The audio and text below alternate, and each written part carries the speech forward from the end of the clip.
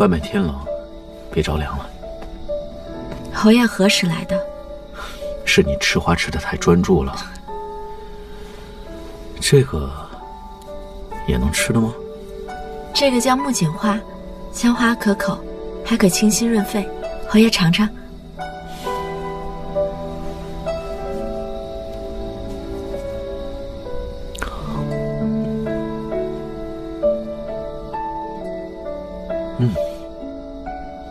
果然别有风味。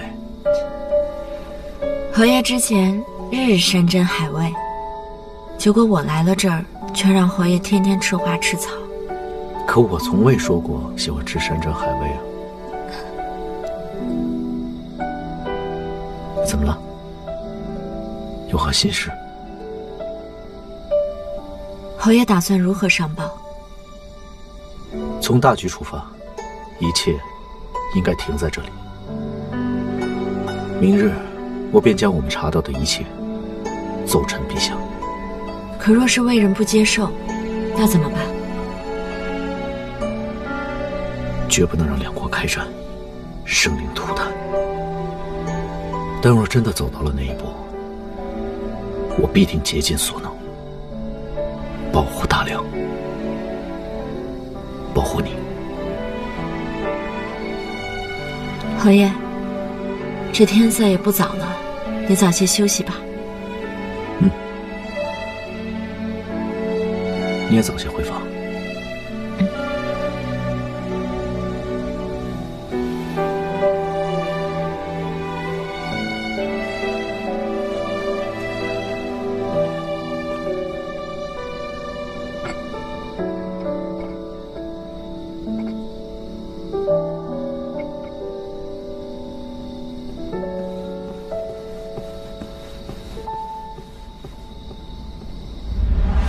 从窗户上还看见滕瑞还在好好的吃烤羊肉。童敏当时说窗户上，他看到的只是滕瑞的倒影，这或许是凶手使用的诡计。可凶手若是为了杀人，为何又要这般麻烦？我只能告诉你，我没有去过别院，更没有杀人。没有杀人，也许滕瑞根本就没有死。凶手大费周章，就是为了制造滕瑞葬身火海的假象。他肯定还有别的阴谋。我要去告诉侯爷。不行，这一切都只是我的推测。若又是他设下的圈套，那我岂不是又害了侯爷？我需要找到真凭实据，才能真正帮助侯爷。江子，你再仔细想一想，还有没有什么其他的线索？你之前上山挖草的时候，最珍贵的草木往往都藏在最隐蔽的地方。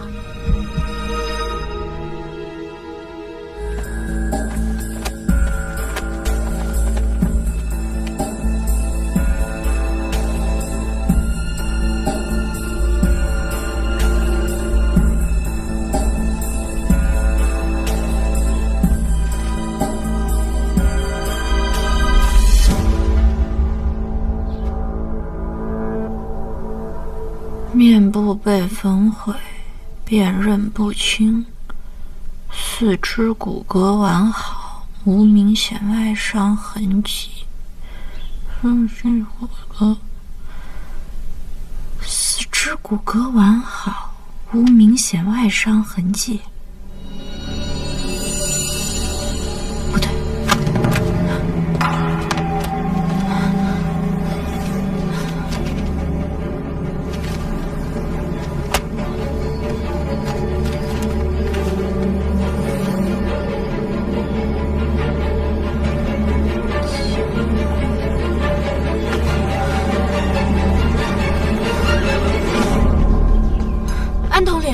侯爷呢？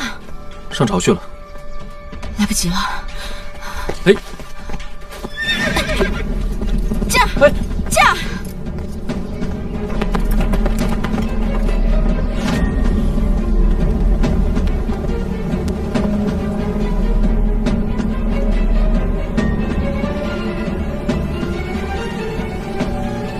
三郎，少君，如何打算？我会将所查线索尽数禀告陛下。这个结果应该是陛下能接受的。我也会为少君多说一些好话。多谢三老。来，侯爷，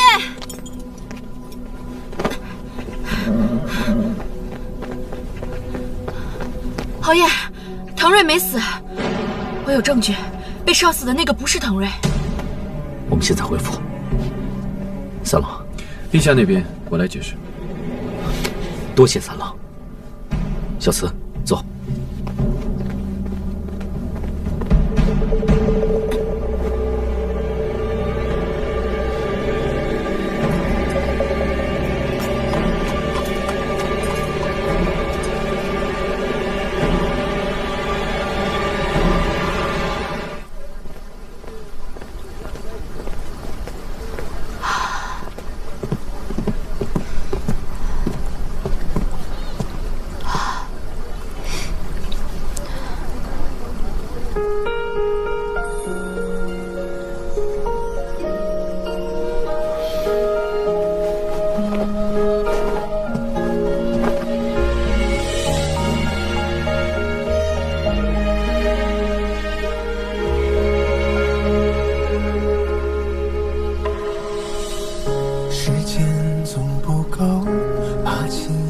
还冷吗？那我回府再去拿件大氅。啊，不用了，侯爷，你再多给我披一件，我就走不了路了。你看，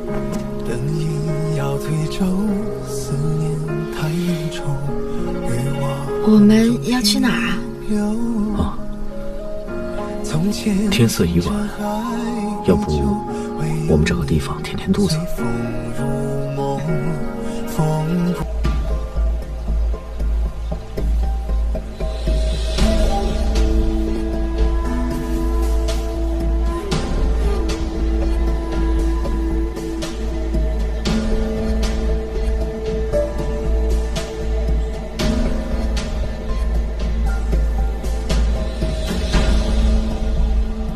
丝线可有线索？玉河滩大典上刺客的腰带出自同一种名叫织云锦的布料，近段时间多销往魏国。魏国？莫非真是魏人浑水摸鱼，对滕瑞下手？从靴印的大小和深浅来看，刺客和凶手的身形并不符合。难道他们当真不是同一人？但如果要从地下水道潜入别院，此人必须要极善浮水。我知魏国有一高手，他能在水里取人首级。此人曾经跟滕瑞有过节。此人现在在何处？半年前就失踪了。侯爷，后日便是最后之期，只要上报魏人内斗，便可救回同民。侯爷，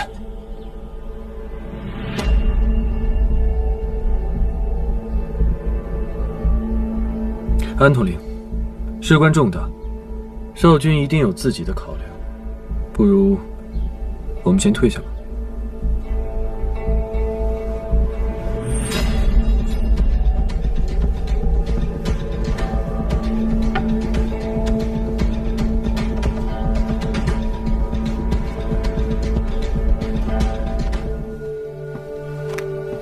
我就知道你会来。带了什么东西？糖糕好啊，简简单单，最能尝出甜味儿。